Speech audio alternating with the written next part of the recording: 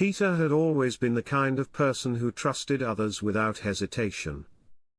Growing up in a quiet little town, he was known for his honesty, hard-working nature, and a willingness to lend a hand whenever needed.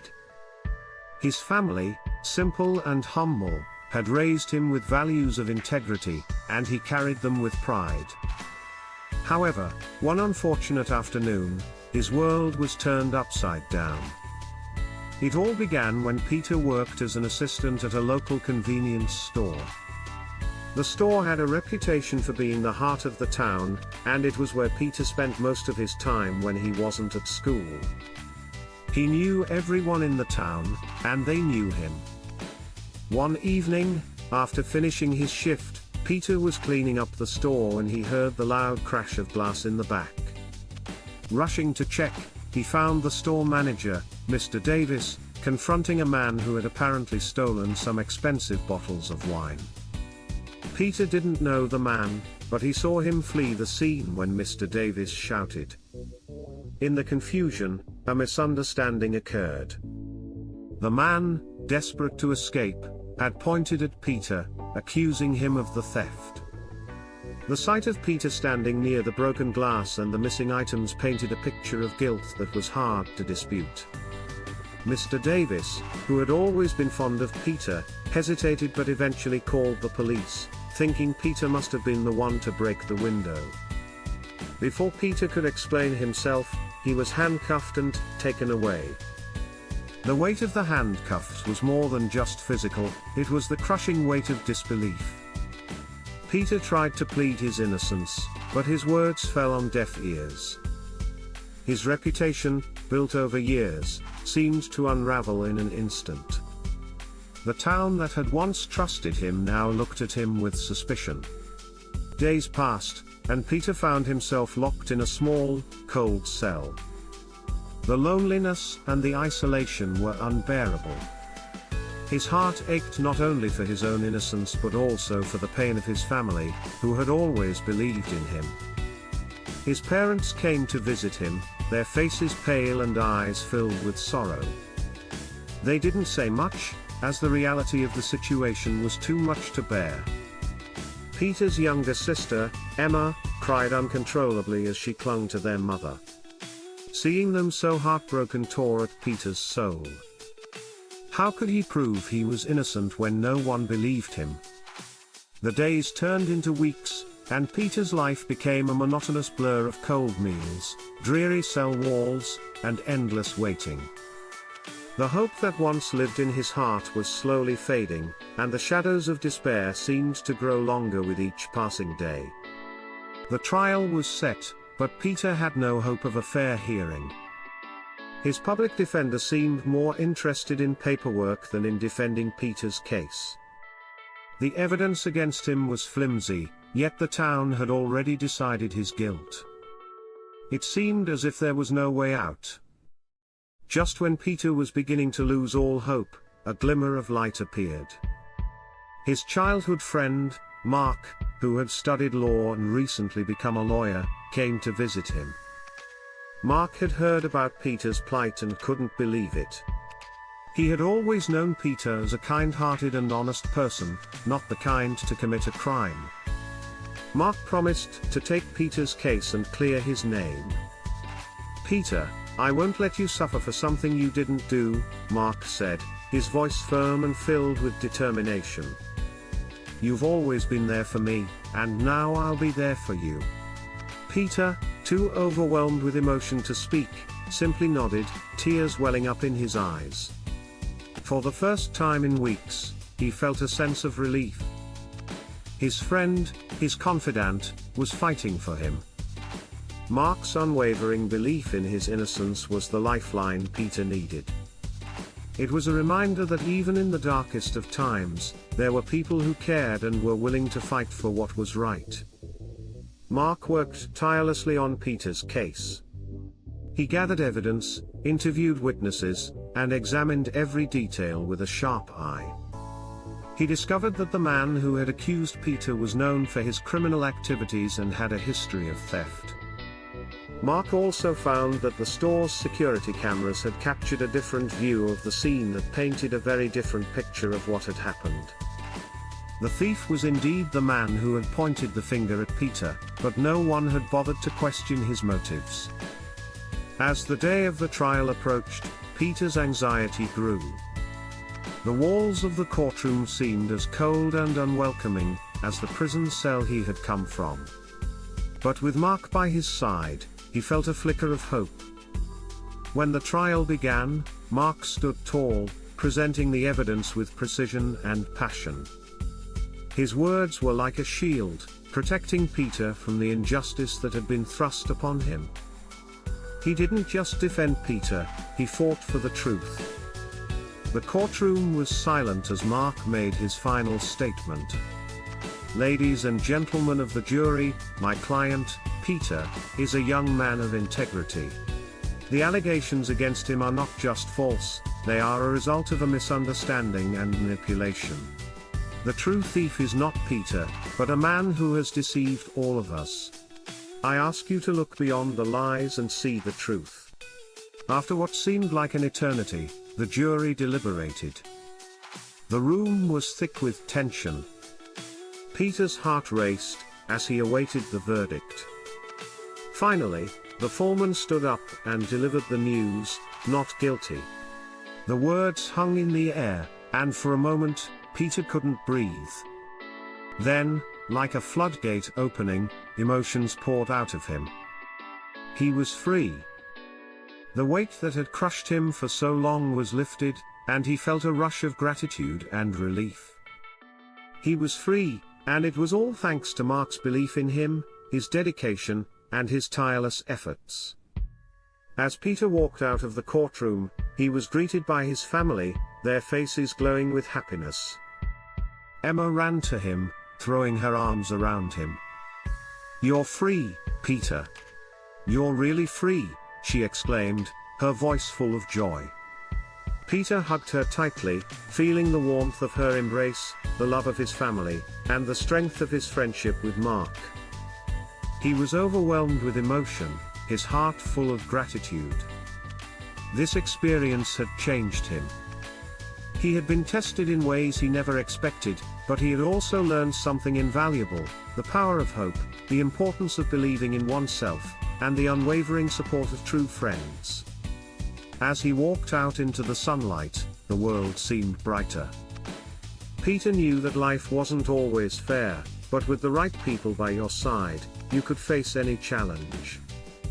And now, more than ever, he believed in the strength of love, justice, and the truth. As Peter stepped out of the courtroom, he paused, taking in the vibrant colors of the town he had longed to be a part of again. The air was fresh, filled with laughter and the hum of everyday life, a stark contrast to the cold silence of his cell. Each step felt like reclaiming a piece of himself, as if the very essence of his identity was slowly coming back together. He looked up at the sky, feeling the warmth of the sun on his face, and whispered, "I'm free at last." Peter turned to see Mark approaching, a broad smile lighting up his face. "I knew you could do it, buddy," Mark exclaimed, clapping Peter on the back with a sense of pride. The bond forged through their hardship was palpable, and Peter felt an overwhelming gratitude for his friend's unwavering faith. "I couldn't have done this without you, Mark," Peter responded, his voice thick with emotion. "You believed in me when no one else did." Mark shrugged casually, "That's what friends are for. You've always been there for me, and now it was my turn." The sentiment hung in the air as they began walking towards the exit, flanked by Peter's family, their joyous voices creating a symphony of relief. Peter's heart swelled with emotion as he took in the laughter of children playing in the streets and the warm greetings from neighbors he had missed.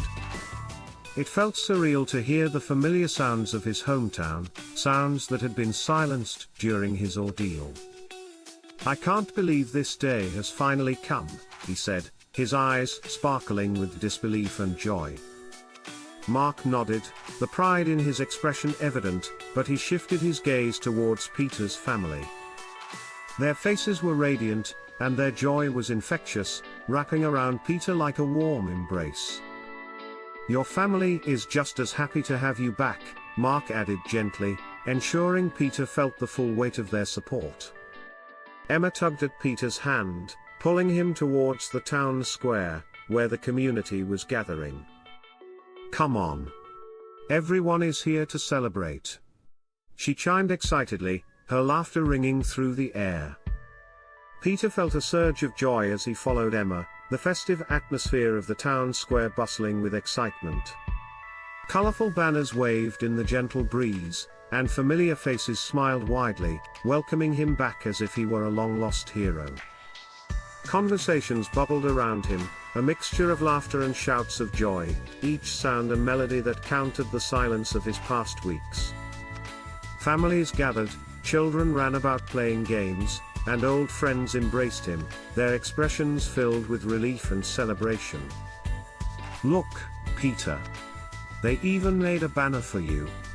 Emma pointed towards a large, handmade sign that read, "Welcome back, Peter," adorned with cheerful doodles and shining stickers. Emotional tears brimmed in Peter's eyes as he absorbed the love and warmth emanating from the crowd, feeling as though he had truly returned home at last. As Peter made his way deeper into the town square, his heart raced with a mixture of disbelief and joy. The sounds of laughter and music enveloped him, and he couldn't help but smile at the sight of so many familiar faces.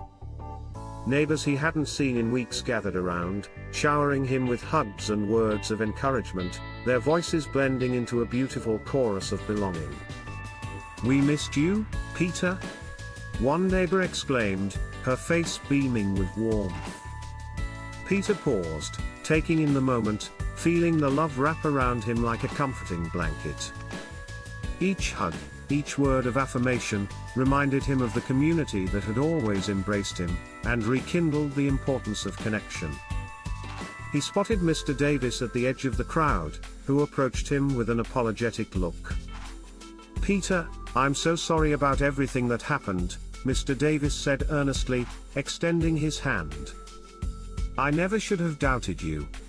Peter grasped Mr. Davis's hand tightly, sensing the sincerity in his voice.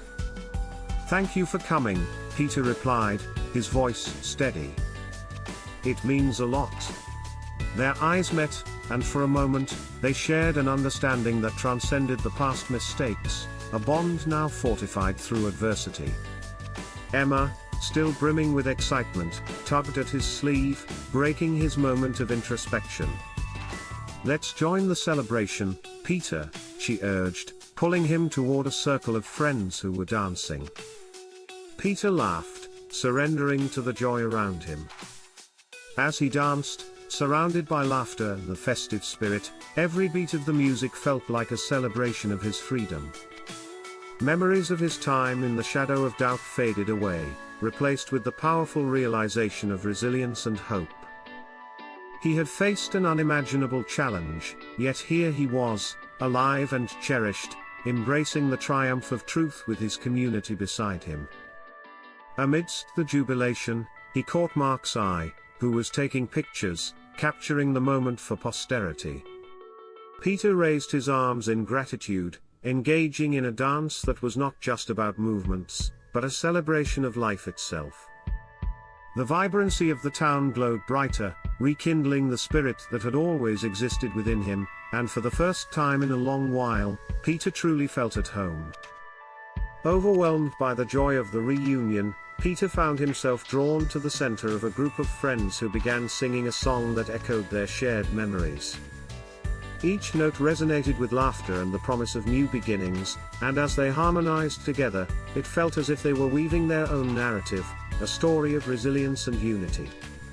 With each verse, Peter couldn't help but reflect on his journey, the struggle, the pain, and the ultimate triumph.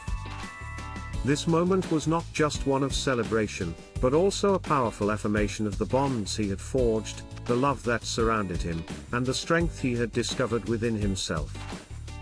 As the chorus reached its peak, Peter closed his eyes, allowing the music to wash over him, and reaffirm his newfound belief in justice and friendship, paving the way for a brighter future ahead.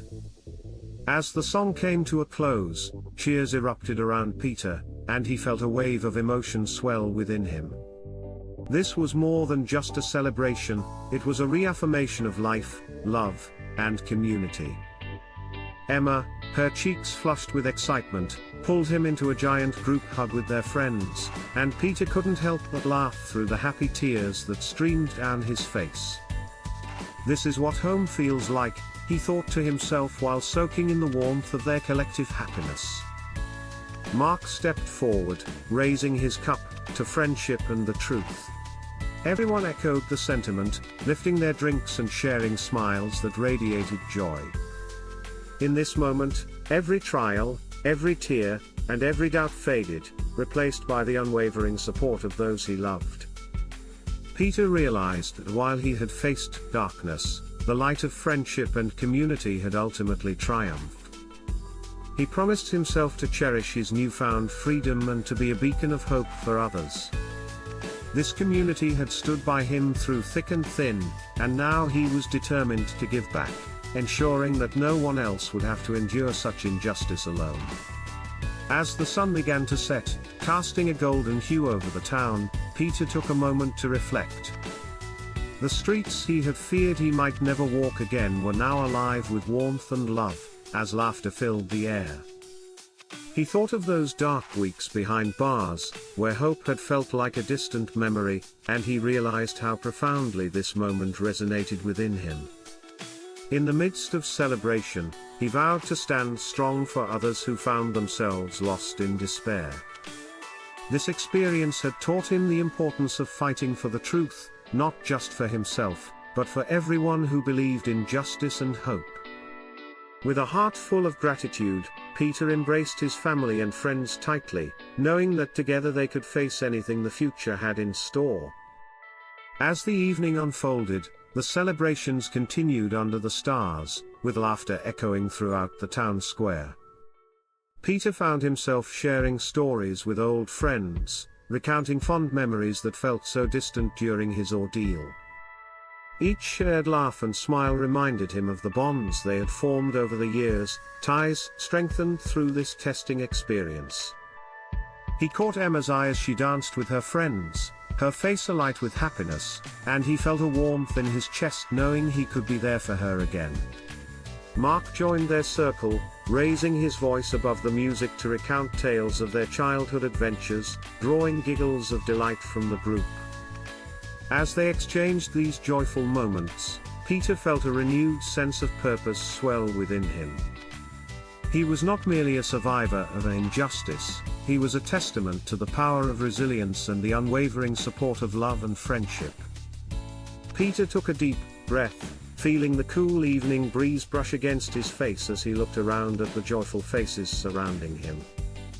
He realized that this celebration was not merely an end to his suffering but a turning point, marking the beginning of a new chapter filled with hope and possibilities.